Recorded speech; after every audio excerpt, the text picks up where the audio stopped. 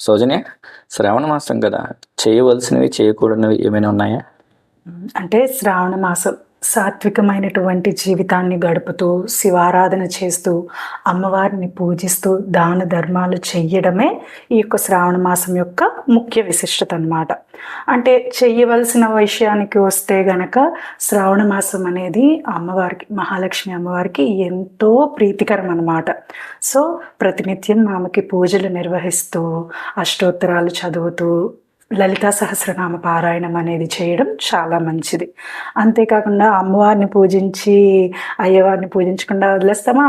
శ్రావణ మాసంలో శనివారాలకు కూడా స్వామివారిని పూజిస్తూ విష్ణు సహస్రనామాలను చదవటం వల్ల మంచి ఫలితాన్ని ఇస్తాయని ఇంట్లోని పెద్దవాళ్ళు చెప్తారనమాట.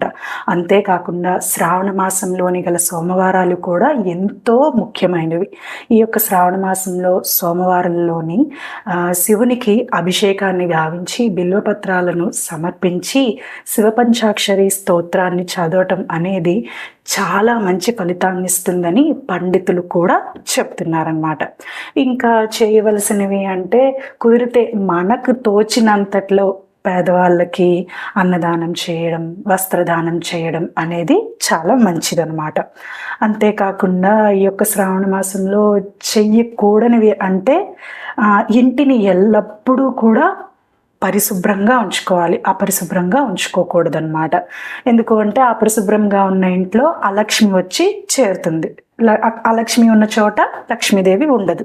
అదేవిధంగా పూజలు, నోములు, వ్రతాలు ఉన్నవాళ్ళు తప్పనిసరిగా వాటిని పూర్తి చేయాలన్నమాట.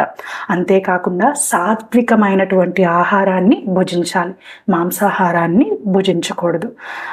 ముఖ్యంగా చాలా చెప్పాలి అంటే కోప్పడకూడదు, అసూయ పడకూడదు, ఒకరిని ఇతరులని మన మాటలతో ఇబ్బంది పెట్టకూడదు. ఇంకా చెప్పాలి అంటే ఈ యొక్క శ్రావణ మాసంలో సాత్వికమైనటువంటి జీవితాన్ని గడుపుతూ అమ్మవారిని ఆరాధిస్తూ గడపడమే ఈ యొక్క శ్రావణ మాసం యొక్క ముఖ్య విశిష్టత అన్నమాట.